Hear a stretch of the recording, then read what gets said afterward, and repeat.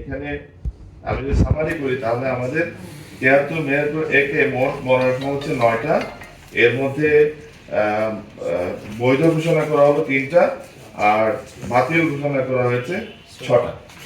এ হচ্ছে মেহেরপুর ৭৩ মেহেরপুর একের মনোনয়ন বাছাইয়ের সামারি। আর ৭৪ মেহেরপুর ২-এ মনোনয়ন 3টা জমা করেছে এবং 3টা ঘোষণা করা হলো। আপনাদের সবাইকে অনেক ধন্যবাদ।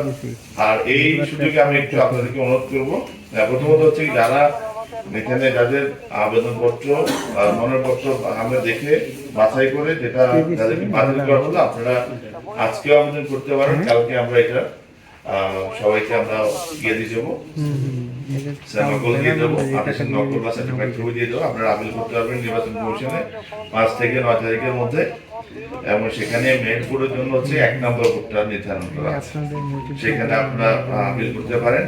এটা একটা বিষয়। আর দ্বিতীয়ত এই সুযোগে যেহেতু প্রার্থীদের প্রতিনিধি বা প্রার্থী নিজেরা সবাই আছেন, আপনার প্রতি আমরা অনুরোধ করবো, যেহেতু আমরা জাতীয় নির্বাচন সুষ্ঠু সুন্দর উৎসবমুখর পরিবেশ করতে চাই, আপনাদের সভাপতি অনুরোধ যে আপনারা নির্বাচনী আচরণ বিধিমালা অবশ্যই অনুসরণ করবেন, আর যাতে আমাদের হস্তক্ষেপ করতে না হয়। আপনারা আমরা সবাই মিলে একটা উৎসবমুখর পরিবেশে নির্বাচনটা অনুষ্ঠিত করতে যাচ্ছি। আমরা সবার সহযোগিতা কামনা করে এখানে যারা উপস্থিত হয়েছেন প্রিন্ট এবং ইলেকট্রনিক মিডিয়ার সাংবাদিক বৃন্দ সহ প্রার্থীবৃন্দ এবং অন্যান্য যারা আছেন সবাইকে ধন্যবাদ জানিয়ে আমাদের বাছাই কার্যক্রম শেষ করছি।